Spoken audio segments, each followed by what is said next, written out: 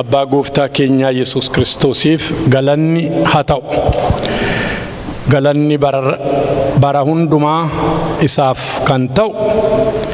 Arra galgala kana immoo carraa akkasii kan nu kenne gooftaa keenya hin galateeffannaa dubbisa duraarraa isa dubbifame Inbaaqoob boqonnaa 1-4 darbee lakkoofsa 13 lakkoofsa 2-13 dubbisaa lakkoofsa 2-13 warri macaafa qabdan verse 2 and 13 utuu walitti sissinne immoo baay'ee gaarii ta'a ideen abdadhaa kana yeroo hundumaa isinitti himuun nama nuffisiisa. Please utuu gara fuula duraatti ol dhuftanii baay'ee gaariidha. Nam dubbisa lakkoofsa 2-13 utuma isin ol sissiqaa jirtanii. Ani Inbaaqoob yaa Waaqayyo amma yoomiitti gargaarsaaf gara keetti yaa? Atamma yoomiitti nageessu? Amma yoomiittanis gara keetti wawwaadhaa? Atis amma yoomiitti warra humnaan namarratti ka'an jalaa nun oolchitu?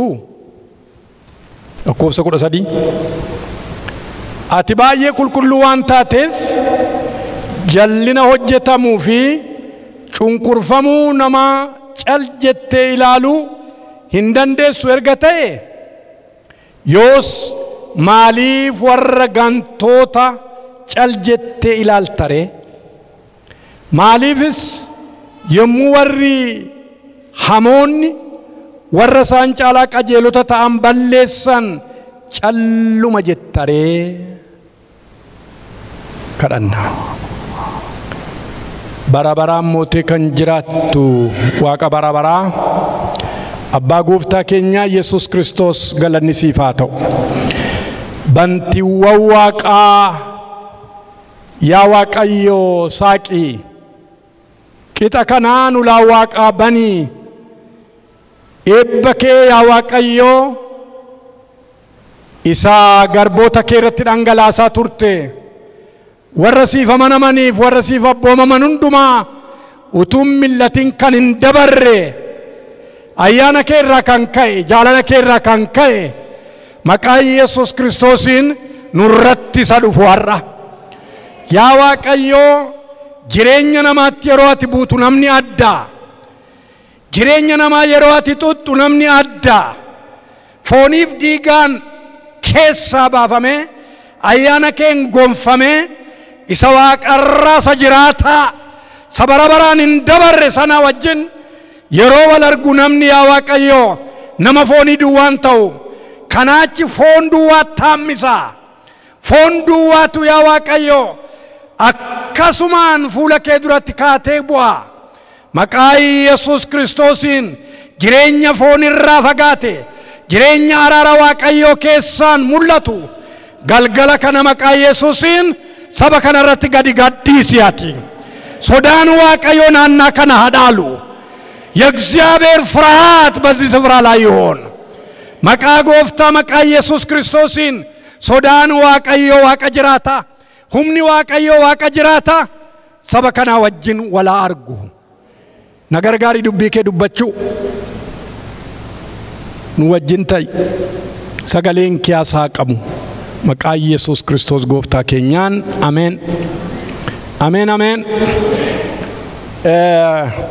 Waaqayyoon guddaa galateeffannaa akkuma silaa shimallis jedhee raajoonni xixinnoo jedhamanii barreeffaman yookiin beekamanii akkasitti teolojiyaaniin waamanii raajota 12dha.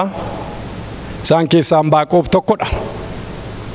Raajota xixiqqaa warra jedhaman warra akka Isaayyaas faa kan hin taane jechuudha.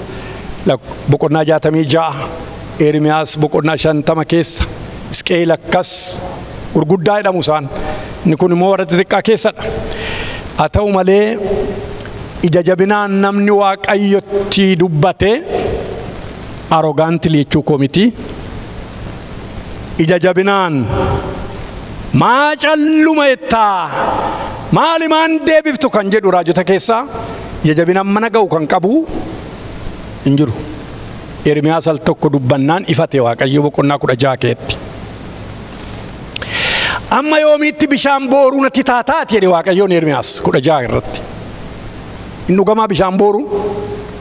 Amma yoomiitti bishaan booruu natti taataati.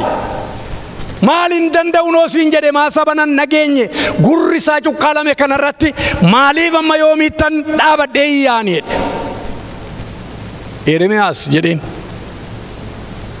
የተዋረደውን ከከበረው ብትለይ isa ulfina qabeessa isa salphinaan guuturraa yoo addaan baafatte ati akka afaan koo taata jedhe. Kanaaf yeroo baay'ee jireenya ofiitiin gammadanii jiraachuu namni yeroo nama dhaga'uu dhiisu baqatanii irraa fagaachuu kun filannoo fooniif dhiigaati. Kan Waaqayyoo garuu akkas miti. He tolerates amma dhumaatti obsa Waaqayyo. Galanni Waaqayyoof haa ta'u. Kanaaf mata dureen koo har'aa maaliif caljettaa isa jedhudha. Maaliif caljettaa? Egaa raajiin kun 605 BC waggaa 605 Kiristoos dura nama ka'eedha. Baabiloon yeroo inni itti cabsee Gibxiin irra deemaa Asooriin irra deemaa dhufee Yihudaas yeroo inni mataa yaabe yeroo kana dubbatame kun cunqursaa biyya 127 isa jalatti ciqileessa irra dhaabbateedha.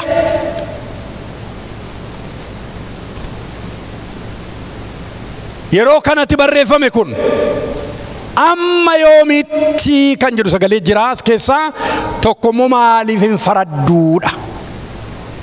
Iska mache how long? Amma yoomitti maaliif calluma jetta? Yihudaarra kan ga'e egaa wanta suukanneessaadha. Baay'ee wanta nama dhibbisu. Sedeqiyaas mooticha ija isaa keessaa falaqqaqanii lamaan isaa keessaa baasaniidha. Ijoollee isaa lamaan immoo Sedeqiyaas ija mootichaa duratti ajjeesaniidha. Do you know why? Maaliif akka ta'e kun beektu? Ermiyaa 25 tokko amma 11tti yeroo dubbifamu nageenya maaliif akka ta'e jala mureetan achi booddee nu gargaara maayikitti nu kennaa. Eewni daagimitti. Egaa boloota ko mana qulqullummaan isaanii gubate baay'essa gorana dhaggeeffadhaa gabaabduu nan gabaabsa nu gabaabseedhanii warri kana booddee sagantaa qaban. Ela wanti isaan irra ga'e wanta cimaa guddaadha. Maaliif irra ga'e isa jedhu erganni dubbisee booddeen dubbadha. Garuu manni qulqullummaa isaanii gubate. Mana warqeedhaan keessaaf duubaan labbatame hin guban abiddatti caaran. Mootota isaanii salbisan, namoota isaanii salbisan. Kana laalagaa namichi kun maali jedheen Baaqoob. Boqonnaa macaafa moototaa 3:25 keetti olaaltanii ija mootichaa yeroo isaan keessaa baasan achitti agartu, achi dubbifattu. Macaafa moototaa 3:25 lakkoofsa 7 jira. Manni qulqullummaa gubatee gidiraa gurguddaa keessaa seenani. Maaliif akka ta'e gaasinitti himaa mee dhaggeeffannu mee nu dubbisi. Yehooyaaqiim ilmi Yoosiyaas biyya Yihuudaa irratti mo'ee waggaa 4ffaatti Naabukadnezar mootiin biyya Baabiloon mo'ee waggaa 1ffaatti dubbiin Waaqayyo waa'ee guutummaa saba Yihuudaatiif gara Ermiyaas dhufe. Ermiyaas raajichi immoo guutummaa saba Yihuudaa fi warra mandara Yerusaalem keessa jiraatan hundumaatiin Yoosiyaas ilmi Amoon mootii Yihuudaa erga ta'ee waggaa 13ffaadhaa jalqabee hamma ammaatti waggaa 23 guutuu utuun hin nuffin dubbii Waaqayyo anatti dubbate isinitti maan ture. Lakkoofsatti irra deebi'i. Ilaa kana jala mura dhaggeeffadhaa. Yoosiyaas ilmi Amoon mootii Yihuudaa erga ta'e waggaa 13ffaadhaa jalqabee hamma ammaatti waggaa 23 guutuu utuun hin dhufin dubbii Waaqayyoo anatti dubbate isinitti maan ture? Waggaa meeqaaf? Waggaa meeqaaf? Mee 23 dha? Waggaa 23 guutuu utuun hin dhuffinan ganamaaf galgala isinitti maa ture? Tifuufi gam? Isin garuu dubbicha dhaga'uu hin barbaanne. Dhageessanii? That's who human is. Isin garuu dubbicha dhaga'uu? Barbaanne. Mee jedhame? Barbaanne. You didn't want. Ani garuu waggaa 23 guutuun waan isin godheedhe. Isin garuu dhaga'uu hin barbaanneedhe.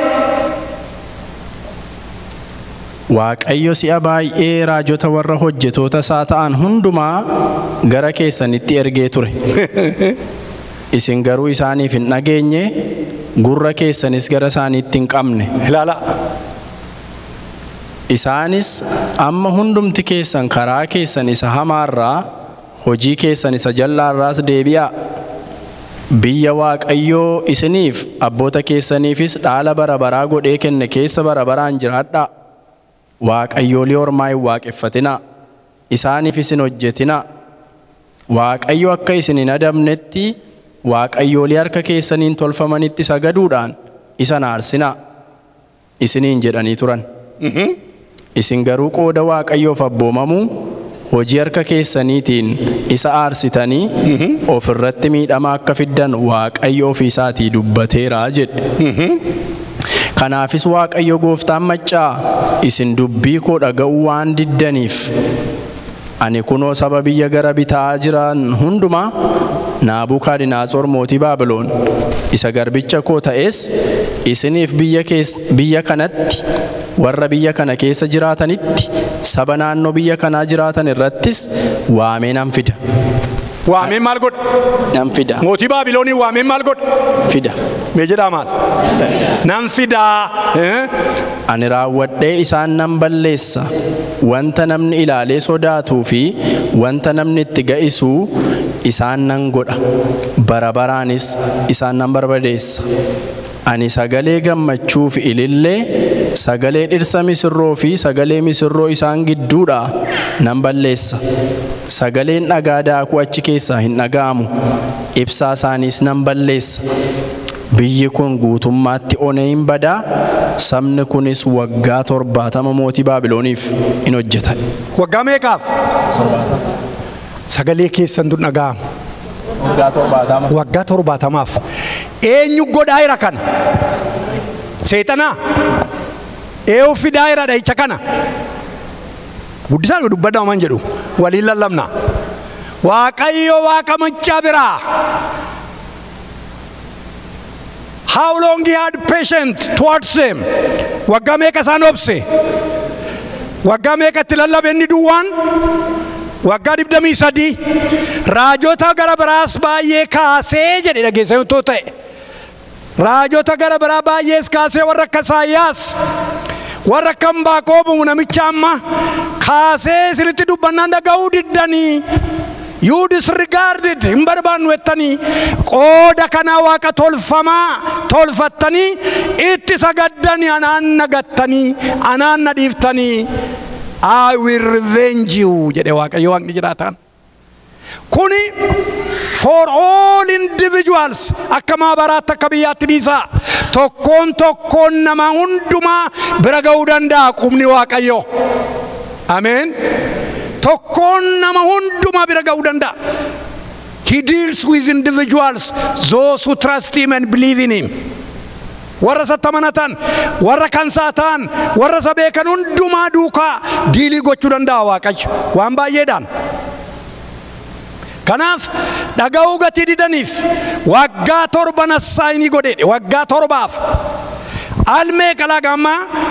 Al 3 jalqabaa malee al 3ffaa Baabiloon dhufee cabsuu hin barbaanne, dhiigsuus hin barbaanne, mana qulqullummaa gubuus hin barbaanne. Kana bayeessa koo dhaggeeffadhaa.